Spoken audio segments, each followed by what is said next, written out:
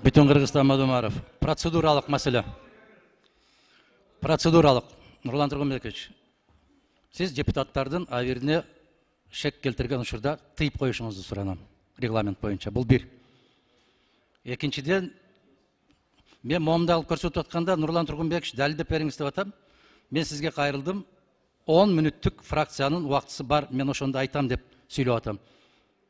Кейбір жақтарға қолымды көрсетіп сөйлеудің өзі да қол үшін харам болып қалады. Мен тек қана мына қолды көтергенде айтып атам. Дәлелдеп беріңіз төраға. 10 минуттық уақытым бар, ошонда сөйлеймін деп атам мен.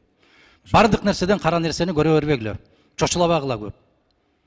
Бардық нәрсе өтеді. Уақытлы. Біріншіден, урматтуу Адаға Кепсенбаевич, сізден ешкім чошылаған жоқ. Сізден чошыласақ, біз башқача кылат элек.